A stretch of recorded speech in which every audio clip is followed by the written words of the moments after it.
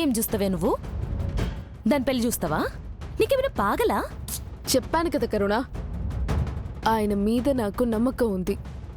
మనోహరి తాళి కట్టమంటే ఆయన కడతారా ఏంటి? తప్పనిసరిగా తాళి కట్టే పరిస్థితి తను తీసుకురావచ్చు కదా మీసమ్మా. అప్పుడు మీరు కాదు కదా, సారు కూడా ఏం చేయలేడు. అవునే, నా మాటేను. రాత్రుడు చెప్పినట్టు హోమం ఆపడమే బెటర్. వద్దు కరుణ, హోమం జరగాలి. ఆ మనోహరి మూమెంట్ ఏంటో మనకు తెలియాలి. శత్రువు ఎలాంటి ఎత్తు వేస్తున్నాడో మనం తెలుసుకున్నప్పుడే మనం ఆ ఎత్తుకి పై ఎత్తు వేయగలం. మీసమ్మా, రిస్క్ తీసుకుంటున్నావేమో, ఒక్కసారి ఆలోచించు. జరగరానిది ఏదైనా జరిగితే జీవితాంతం బాధపడాలి. కొన్నిసార్లు రిస్క్ తీసుకోవాలి రాథోడ్. రేపు మేము కూడా గుడికొస్తాం. ఆ మనోహరి ఏం చేస్తుందో చూస్తాం. మీరు గుడికొస్తారా? మరి సారు చూస్తే? ఆయన చూడకుండా మేనేజ్ చేస్తాను. నువ్వేం టెన్షన్ పడకు, అంతా నేను చూసుకుంటాను. నీది కాన్ఫిడెన్సో ఓవర్ కాన్ఫిడెన్సో నాకు సమజైతలేదే. గా మనోహరి గురించి నీకు తెలిసి కూడా ఆటలాడుతున్నావు. స్వార్థంతో చెడు చేయాలనుకుంటున్న మనోహరికే అంత తెగింపుంటే నాకెంత తెగింపు ఉండాలి కరుణ?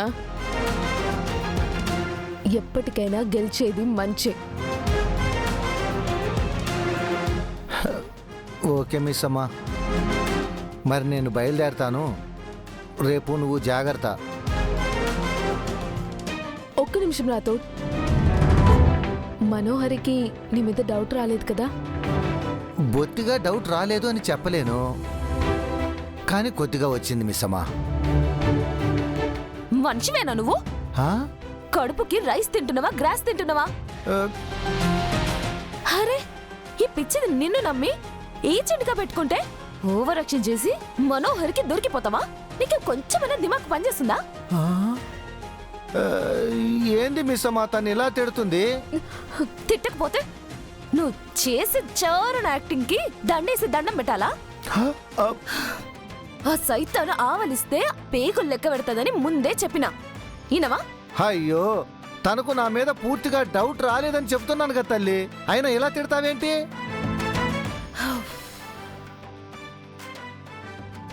రేపు గాని నువ్వు పూర్తిగా దానికి దొరికిపోయినవే అనుకో, బొక్కలిడ్చి బొందలు గడ్డలు పెడతా.